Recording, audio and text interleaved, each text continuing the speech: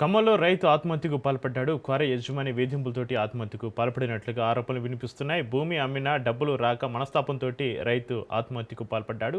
12 అడుగుల దారిని 32 అడుగులు చేయాలని ఒత్తిడి తేవడంతోటి మనస్తాపంతోటి కారులో టిప్పర్కు ఉరివేసుకుని చనిపోయాడు. అయితే తన కుటుంబ సభ్యులకు ఇబ్బంది కలగకూడదని తనపైన ఎవరు బాధ్యత వహించవద్దని లెటర్లో పేర్కొన్నట్లుగా తెలుస్తుంది. అయితే చూసే లెటర్ పైన మృతుడి కుటుంబ సభ్యులు అనుమానం వ్యక్తం చేస్తున్నారు. సమాచారం అందుకున్న పోలీసులు ఘటనా స్థలానికి చేరుకుని కేసు నమోదు చేసుకుని దర్యాప్తు చేస్తున్నారు.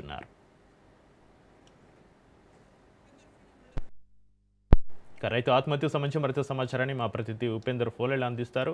ఉపేందర్, ఖమ్మంలో రైతు ఆత్మహత్యకు సంబంధించి మీ దగ్గర ఉన్న అప్డేట్స్ ఏంటి? తన సొంత భూమిని అమ్ముకొని డబ్బులు ఇవ్వకపోవడంతో వ్యక్తి మనస్తాపం చెంది క్వారీలో టిప్పర్ కి అంటే తాడు ఉరివేసుకుని అయితే బలవనం చేశాడు.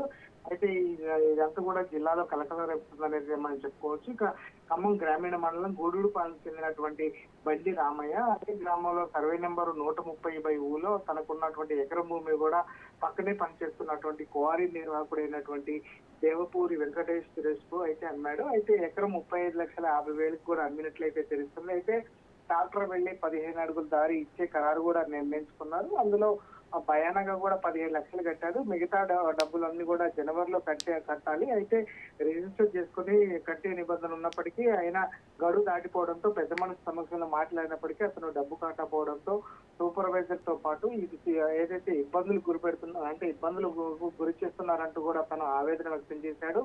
రామయ్య భూమిలో పలుమార్లు కూడా కొలిపించే సమయంలో కూడా పెద్ద మనుషుల సమక్షంలో పిలిచినప్పటికీ రాకపోవడంతో వారంతా కూడా కొంత ఆవేదన చెందారు. రామయ్య భూమిలో వెళ్లేందుకు 12 అడుగుల దారికి ఇవ్వడానికి దానికి ముందు మరొక 15 అడుగులు కూడా కలిపి మొత్తం 32 అడుగులు ఇవ్వాలని చెప్పేసి సదరు క్వారీ యజమాని రైతులు ఇబ్బందులు పెడుతున్నారని చెప్పేసి అయితే పలుమార్లు పోలీసులకు కూడా ఫిర్యాదు చేశాడు. అయితే క్వారీ సూపర్వైజర్ మల్లికార్జున రావు సైతం టార్చర్ పెడుతున్నట్లు తన సూసైడ్ నోట్లు అయితే పేర్కొన్నారు. దీంతో పలుమార్లు పోలీసులకు ఫిర్యాదు చేసినప్పటికీ ఎస్ఐ సైతం కూడా పట్టించుకోకుండా క్వారీ యజమానికి వత్తాసు పలుకుతున్నారంటూ కూడా ఆయన సిఐ గారు మీరే నాకు న్యాయం చేయాలంటూ కూడా ఫిర్యాదులో పేర్కొన్నాడు. ప్రస్తుతం మాత్రం అతని మరణంపై కూడా పలు అనుమానాలు వ్యక్తమవుతున్నాయి. ప్రస్తుతం మాత్రం పోస్ట్ మార్టం నిమిత్తం తరలించారు. ప్రస్తుతం మాత్రం దీనిపై మాత్రం విచారణ అయితే కొనసాగుతుంది. Chakri right, thank you Upender.